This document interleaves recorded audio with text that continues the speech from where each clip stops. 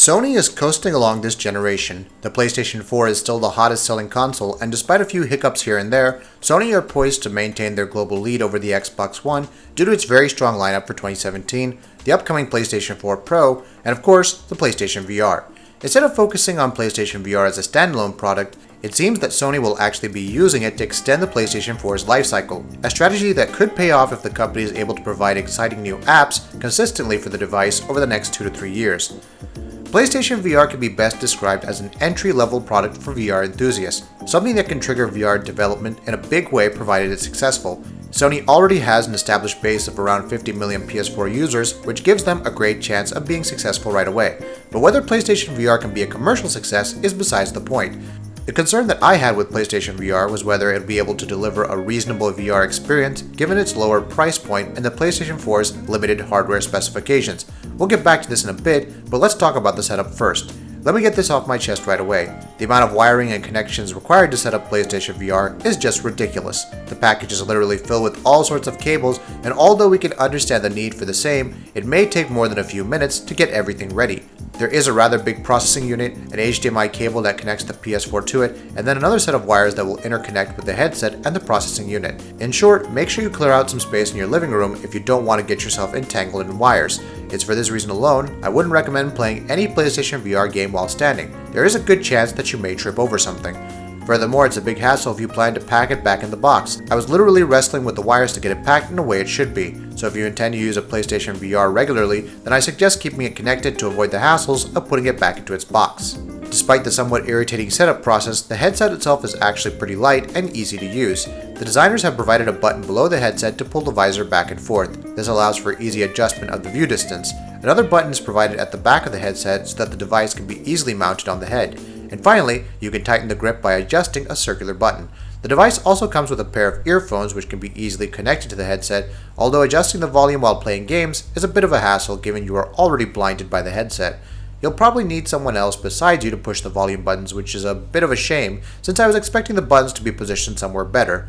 But overall, the headset felt really comfortable to use, and even after several hours of testing and playtime, it did not result in any sort of pain or inconvenience. So coming back to the concern I had at the beginning of this review, does the headset manage to deliver an engaging VR experience?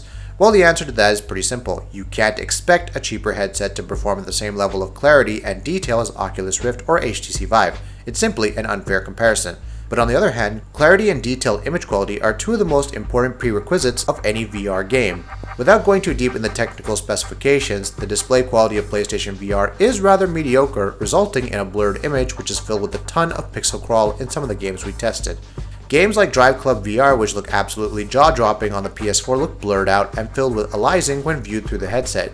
Games like Batman Arkham VR and Ocean Descent have fantastic production values and perhaps set the best examples of how to best optimize VR games running on limited hardware. Playroom VR is cute, which is expected given its legacy, whereas games like Eve Valkyrie and Scavenger's Odyssey provide breathtaking experiences, although the latter has an awful blurring effect, which may cause inconvenience to your eyes.